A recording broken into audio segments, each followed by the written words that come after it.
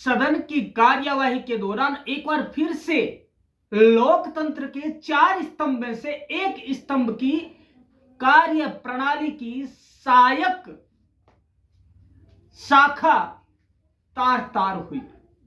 जी हां दोस्तों, हम आपको ले चलते हैं एक बार फिर से विधानसभा में आचार संहिताओं के साथ खिलवाड़ की ओर। दोस्तों, आप सभी को मालूम है दोस्तों, विधानसभा किसी भी राज्य की वह संस्था है जहां पर राज्य के चुने हुए लोग, जिन पर हमने विश्वास किया है, वो वहां बैठकर हमारे लिए क्या अच्छा और क्या बुरा है उसके बारे में वार्तालाप करते हैं, विचार विमर्श करते हैं। लेकिन दोस्तों, हाल ही में ऐसा घटनाक्रम हुआ है जिसके तहत लोकतंत्र शर्मसार हुआ है दोस्तों। और यह आम जनता ने नहीं किया, उन्होंने किया जिन पर हमने विश्वास करके उनको भेजा। वाकया यह हुआ दोस्तों कि 3 फरवरी को बजट के बाद, आम बजट के बाद, राज्य के आम बजट के बाद प्रश्नकाल शुरू हुआ, जिसके तहत पक्ष के एक मंत्री बात ही बात में अपशब्दों का प्रयोग कर जाते हैं। बड़ी शर्मनाक बात है। पहले इसके बारे में कुछ पता नहीं होता और जब पता चलता है तो कोहराम मच जाता है और विपक्ष के एक नेता डाइस पर खड़े हो जाते हैं। मतलब वो उनसे भी आगे निकल जाते हैं। क्या दर्शाना चाहते हैं ये नेता, जिन्हें हमने बागडोर सौंपी, हमारे बारे में क्या अच्छा और क्या बुरा इसके बारे में जो है वार्तालाप करने के लिए या सोचने के लिए हमने उन्हें अधिकार दिया, वो क्या कर रहे हैं दोस्तों? सदन से लेकर सड़क तक मर्यादा तार तार हुई है एक बार फिर से दोस्तों, लोकतंत्र तो नहीं है दोस्तों। माफी मांग लेना क्या ऐसे कृत्यों के लिए काफी है? गौर कीजिएगा दोस्तों, भारतीय लोकतंत्र ऐसा तो नहीं था। क्या मूल्य या दंड व्यवस्था आम जनता के लिए ही है? जरा सोचिएगा दोस्तों, यदि हमारे पहरुए, हमारे नेता, नेतृत्वकर्ता यदि उच्छृंखलता करते हैं तो क्या निलंबन ही सबसे बड़ा दंड है? दोस्तों, यदि यही आम आदमी कर रहा होता तो उसके साथ क्या होता, आप खुद सोच सकते हैं। दोस्तों, सवाल यह नहीं है कि क्या हुआ, सवाल यह है कि लोकतंत्र में क्या हो रहा है। दोस्तों, एक राज्य की विधानसभा में गाली गलौच होना, अपशब्दों का प्रयोग होना और स्पीकर की आंखों से आंसू छलक जाना, यह सबसे बड़ा दुर्भाग्य है किसी भी विधानसभा के लिए दोस्तों, कहने की जरूरत नहीं है कि आज का जो माहौल है पक्ष या विपक्ष में दोस्तों, बस वो रोड पर आकर, सड़क पर आकर बस जूतम पेजार नहीं करते बस, और सब कुछ कर जाते हैं और तार तार कर देते हैं विधानसभा की गरिमा को, आचार संहिता को। और यदि मीडिया कुछ बीच में आने की कोशिश करता है तो उस पर अंगुलियां उठा दी जाती है दोस्तों। अगले ही दिन, पहले दिन थप्पड़ मार के दूसरे दिन सहला लिया जाता है। क्या यह गरिमा है विधानसभा की? क्या यह लोकतंत्र के 4 स्तंभों में से एक की गरिमा है? दोस्तों, शर्मसार होता है हमारा देश, क्योंकि आज टेक्नोलॉजी का युग है। 1 सेकंड में ऐसी बातें पूरे विश्व में फैल जाती है और दोस्तों, नमक मिर्च लगाकर आगे जाती है।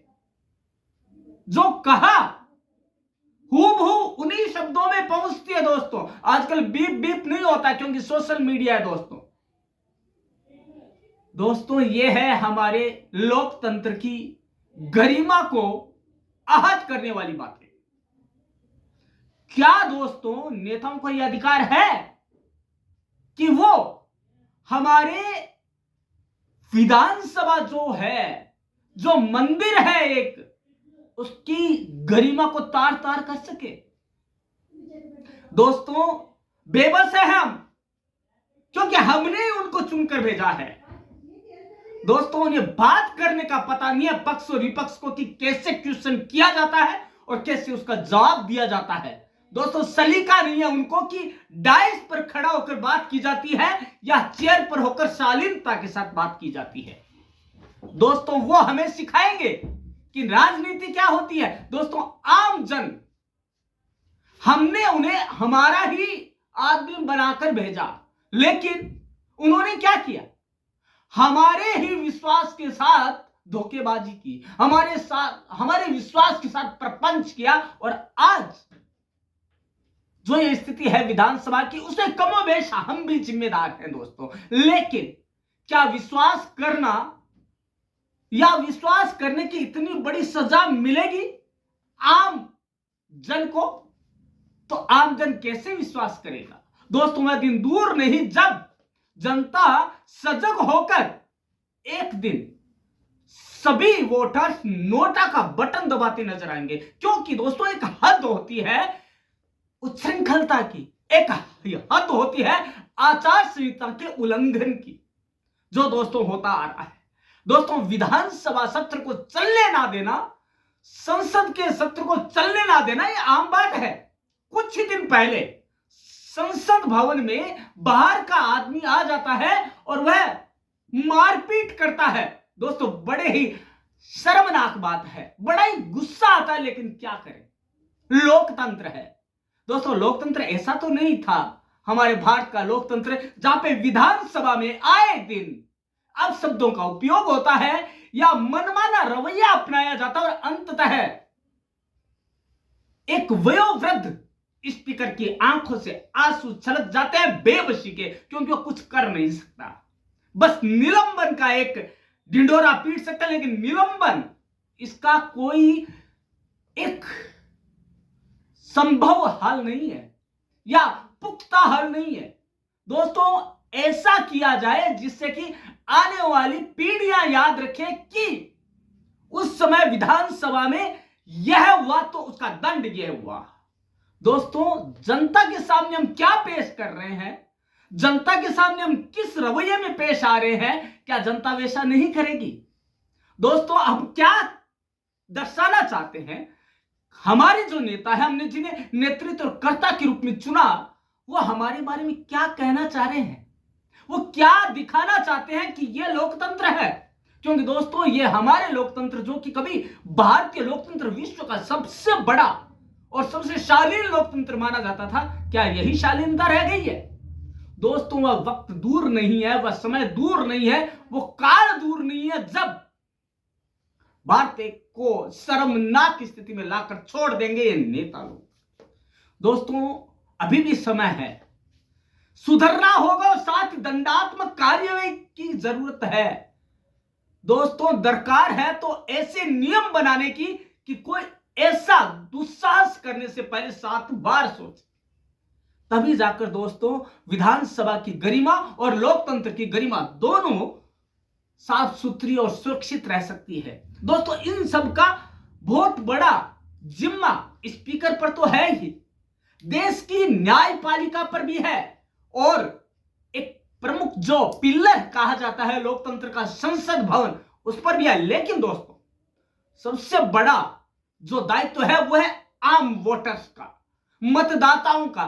दोस्तों एक बार अपने दिमाग से सोच समझकर वोट करने की जरूरत है, ताकि ऐसे लोग जो दिखने में तो आपके हैं लेकिन इनके मन में क्या भरा हो कोई नहीं जानता है। यदि दोस्तों अब शब्दों से ही दोस्तों एक बात कही जाती है, ऐसी वाणी बोलिए मन का आपा खोई, औरन को शीतल करे आपहु शीतल होए। तो दोस्तों शब्दों का इनको नॉलेज नहीं है, पता ही नहीं है, तो बोलेंगे क्या? दोस्तों जब तक आप शब्दों को मोल नहीं जानते, जब तक अर्थ नहीं जानते, बोलने की जरूरत ही नहीं है। क्या जरूरत है अब शब्द बोलने की? क्या जरूरत है विधानसभा की गरिमा को तार तार करने की? दोस्तों दोस्तों दिन दूर नहीं होगा जिस दिन हमारे विधानसभा के संसद की धज्जियां उड़ेगी और पूरा विश्व देखेगा। क्या हम ये देखने के लिए तैयार हैं? खाली लाल किले से भाषण देना पर्याप्त नहीं है दोस्तों। लाल किले की प्राचीर से तो कोई भी भाषण दे सकता है, लेकिन दोस्तों एक चीज बता दें आपको कि जब तक संसद भवन और विधानसभा की गरिमा सुरक्षित नहीं है, आचार संहिता या उसके जो मूल्य है, नैतिक मूल्य सुरक्षित नहीं है, तब तक कोई भी प्रधानमंत्री हो, कोई राष्ट्रपति, कोई स्पीकर हो, कोई फर्क नहीं पड़ता है। फर्क पड़ता है तो ये इस बात का कि हमने मतदाताओं के साथ क्या किया। अरे आप उनको सुविधा देने की तो बात दूर, पहले उनके विश्वास का तो हनन ना करें। दोस्तों उन्होंने चुनकर भेजा, उन्होंने आपको विश्वास करके भेजा, विश्वास मत दिया आपको, लेकिन आपने क्या किया? ये सवाल खुद से पूछे वो नेता जिन्होंने आचार संहिता का मखौल उड़ाने का जिम्मा लस्सा ले लिया है। आए दिन कभी इस स्टेट की, कभी उस स्टेट की, और आज सबसे बड़े राज्य की स्टेट की विधानसभा की। दोस्तों क्या है ये? क्या ऐसा ही लोकतंत्र है? क्या ऐसे ही लोकतंत्र को राम राज्य कहते हैं? नहीं दोस्तों, ऐसा तो नहीं है। तो फिर दोस्तों कैसा है? दोस्तों कमेंट में आपसे गुजारिश है कि आप क्या चाहते हैं, ऐसी घटनाओं पर अपने विचार दीजिए और क्या कार्यवाही की जाए इसका जरूर बताएंगे। दोस्तों आपका इंतजार रहेगा। कल मिलते हैं ऐसे ही एक ज्वलंत विषय को लेकर। तब तक के लिए देखते रहिएगा परम क्लासी चैनल। कल मिलते हैं इसी समय इसी मंच पर। धन्यवाद दोस्तों।